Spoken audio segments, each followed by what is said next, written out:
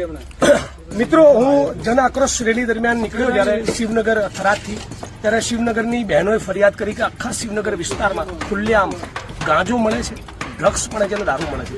ત્યારબાદ કેટલાક મિત્રો હમણાં જગ્યાએ લઈને આવ્યા. આ બાજુમાં સ્કૂલ છે. કેમેરામેનને વિનંતી કરું કે તમે જરા સ્કૂલ બતાવો. આ સ્કૂલ છે અને સ્કૂલની બાજુમાં આ મકાન અહીંયા બાજુ લાવો કેમેરો. આ તમે અંદર લઈ જાઓ. આ જો મકાનની અંદર સ્પાઇક્સ, જે ડ્રગ્સ લેવાની પદ્ધતિ છે, આ માચીસની પેઢીઓ અને પેલી જો જે ચમકે છે સિલ્વર પેપર ને માચીસ, પૈસા વાળીને પીવે, પૈસા હા, એ બધાનો ઉપયોગ અહીંયા સ્પાઇક્સ પીવા માટે થાય છે દરરોજ સાંજે. બરાબર, દરરોજ સાંજે સ્કૂલની બાજુમાં અને સ્કૂલની અંદર બી બરાબર, સ્કૂલની અંદર પણ આ ગાંધી અને સરદારનું ગુજરાત છે.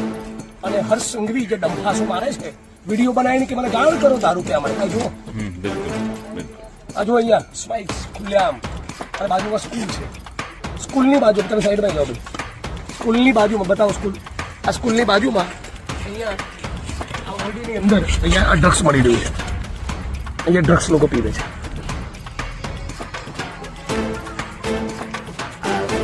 બાથરૂમ છે સ્કૂલનું, એની અંદર બેસીને લે છે. આ બાથરૂમ અહીંયા તમે ત્યાં જાઓ, અહીંયા કટ કરું છું. હવે બોલજો.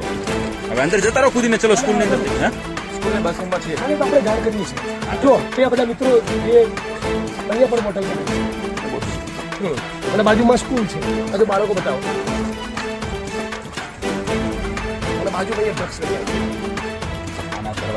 ભારતીય જનતા પાર્ટીની સરકાર કહે છે બનાસકાંઠા જિલ્લાને 2 મંત્રી આવે અને થરાદની અંદર એ ડ્રગ્સ વેચાય છે. બિલકુલ બહુ દુઃખ સાથે કહેવું પડે છે કે શિવનગર વિસ્તારની બહેનોએ મને ફરિયાદ કરવી પડે.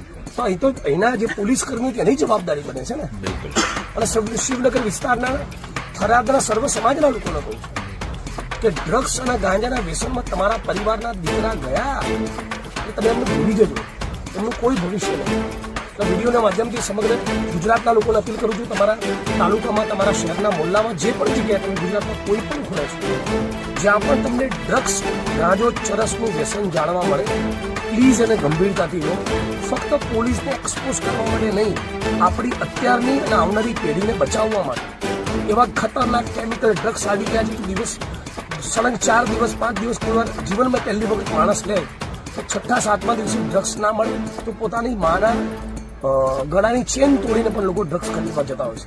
એટલે આપણે ગુજરાતને ઉડતા પંજાબની જેમ ઉડતા ગુજરાત નથી બનાવવાનું. ફરી એકવાર આપ સૌને અપીલ કરું છું, પ્લીઝ ગુજરાતના આપણા બધા જ લોકો સાથે મળીને ડ્રગ્સના દૂષણ સામે લડીએ. અને થરાદ પોલીસને પણ વિનંતી કરું છું કે કોઈ પણ સંજોગોમાં ફરી આવા વિડીયો અમારે બનાવવો ન પડે એ તમે સુનિશ્ચિત કરો.